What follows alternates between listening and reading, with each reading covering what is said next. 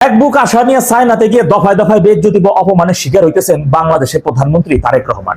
মূল ভিডিওতে যাওয়ার আগে কথাটা আবার একটু বলে রাখতেছি, মনে রাখেন, কারণ পরবর্তীতে কিন্তু দাদা বাইরে খুঁজবেন।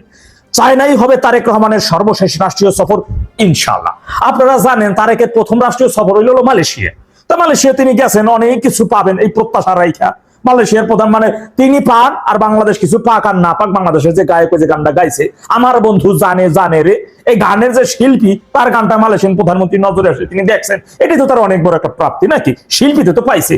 যাও মালয়েশিয়ার শ্রম বাজার বাংলাদেশের জন্য খুবই দ্রুত সময়ের মধ্যে উন্মুক্ত হইতো বা এই সমস্যার সমাধান হইতো, তাও এইখানে যাওয়ার কারণে সমস্যা গেছে, এর বাস খাইছে আর সেটাও বন্ধ হয়ে গেল, এটা জানছেন। এবার আসেন চায়নাতে সে কিভাবে যে বেজ্জতি হইতেছেন। দেখেন চায়নাতে কিন্তু বাংলাদেশের কোনো অন্য মন্ত্রণালয়ের কোনো মন্ত্রী না, স্বয়ং প্রধানমন্ত্রী নিজে গেছেন হ্যাঁ সফরে।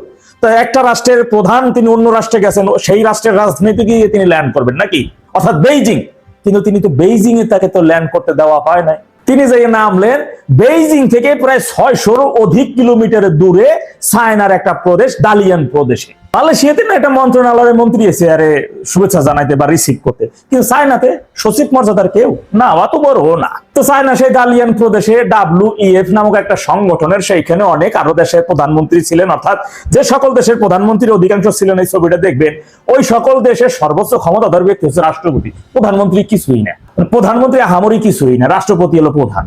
হ্যাঁ বুঝলেন। এবার আসেন সেই দালিয়ান থেকে বেইজিং এ আসতে 600 কিলোমিটার অধিক, বিমানে আসতে লাগে 1.5 ঘন্টা, হাই স্পিড ট্রেনে আসতে লাগবে 3.5 থেকে 4 ঘন্টা বা 5 ঘন্টা, 5.5 ঘন্টা। এরপরে যদি আবার একটু নর্মাল হাই স্পিড ট্রেনে আসে তাহলে লাগে প্রায় 8 ঘন্টা বা 10 ঘন্টার মতো লাগে।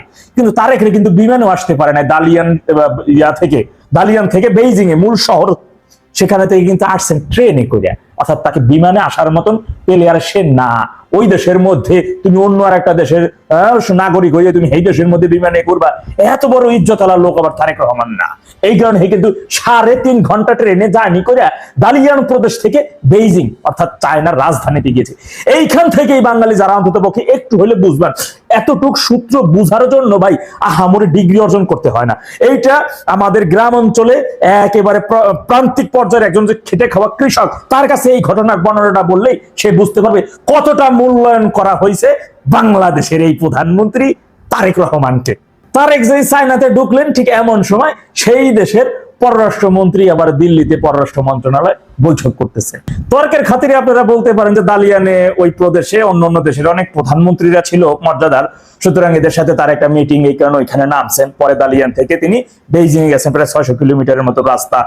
তাহলে তিনি সেখান থেকে বিমানে করে কেন আসতে পারলেন না? 1.5 ঘন্টা রাস্তা, 3.5 ঘন্টা কেন ট্রেনে?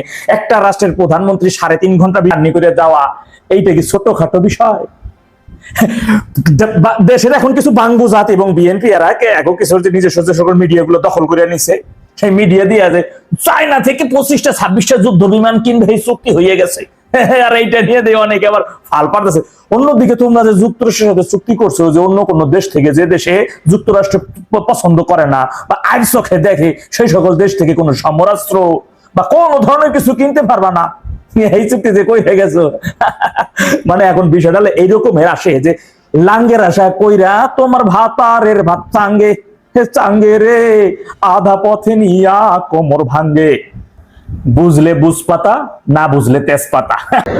গতকাল আওয়ামী লীগের 3 জায়গায় আওয়ামী লীগের নেতাকর্মীদের অ্যারেস্ট করেছে এলাকার লোকজন, যে পুলিশের কাছ থেকে আমাদের নেতাকর্মীদেরকে ছাড়িয়ে এনেছে।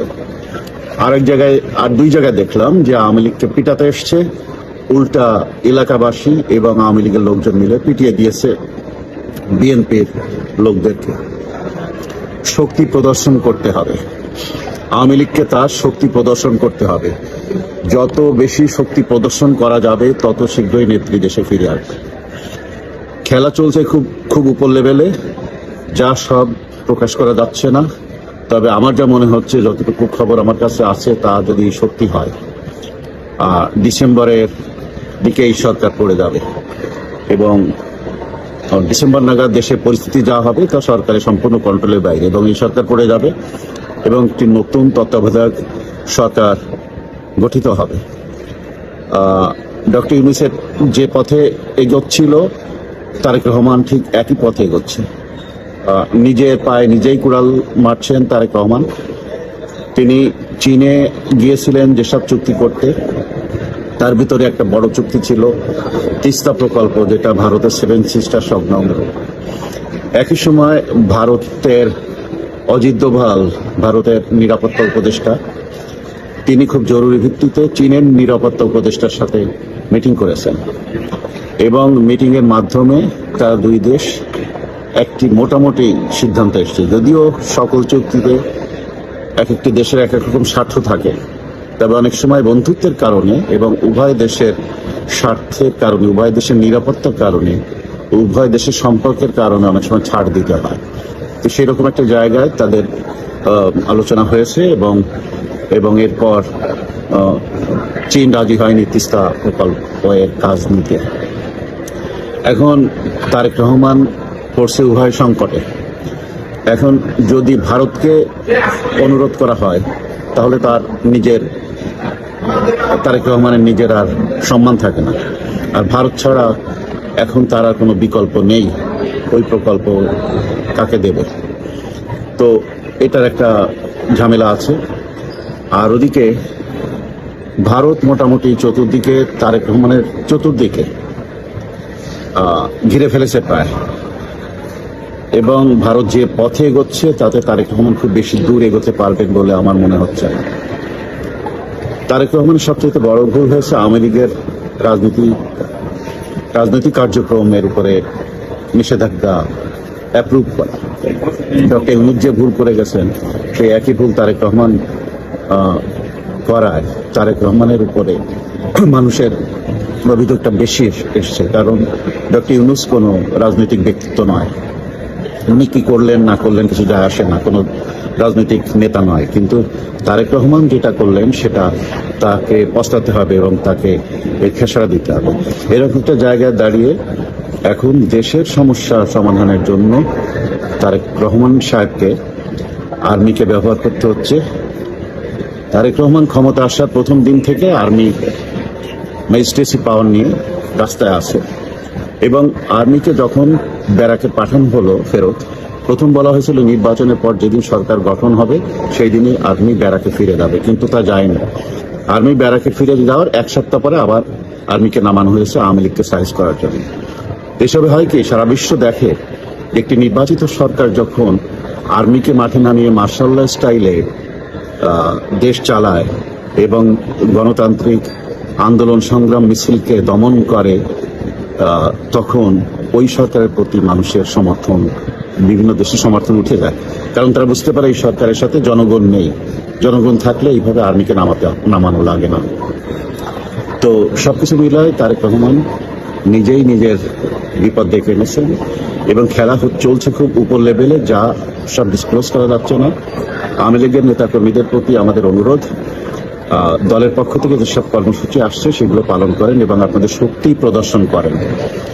এবং আমাদেরকে পুরো আগস্ট মাসে মাঠে থাকতে হবে, আমাদেরকে সেভাবে কাজ করতে হবে। সেপ্টেম্বরের 30 তারিখ পর্যন্ত আমাদের টার্গেট।